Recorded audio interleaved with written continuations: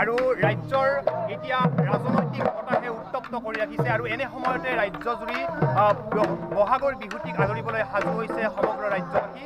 আৰু আজি আমি আহি উপস্থিত হৈছোঁ ছয়গাঁৱৰ শ্ৰীমন্ত শংকৰদেৱ কলাকৃষ্টি বিকাশ কেন্দ্ৰত আৰু ইয়াতে এক বিহু কৰ্মশালা আৰু ঢোলৰ কৰ্মশালাৰ আয়োজন কৰা হৈছে। প্ৰথমতে মই সহযোগীক দেখুৱাই দিবলৈ অনুৰোধ জনাইছোঁ। ইয়াত এক নান্দনিক দৃশ্য আৰু এই মুহূৰ্তত ইয়াত শতাধিক ছাত্ৰ ছাত্ৰী আহি উপস্থিত হৈছে আৰু ইয়াত ঢোল আৰু বিহু গীতৰ কৰ্মশালাত তেওঁলোকে অংশগ্ৰহণ কৰিছে আৰু ইয়াত ছাত্ৰ ছাত্ৰীসকল বৰ্তমান ব্যস্ত হৈ থকা পৰিলক্ষিত হৈছে। আৰু আমাৰ সৈতে ইয়াত উদ্যোক্তাসকল আছে, আমি পোনে পোনে তেওঁলোকৰ পৰা কিছু কথা জানিবলৈ চেষ্টা কৰিম। এই মুহূৰ্তত আপোনালোক সময় আহিছোঁ, আপোনালোকক কিমান দিনৰ কাৰণে এই কৰ্মশালাৰ আয়োজন কৰিছে আৰু কি আপোনালোকৰ উদ্দেশ্য আছে? হয়, আমি 7 দিনৰ কাৰণে কৰ্মশালাটো আয়োজন কৰিছোঁ।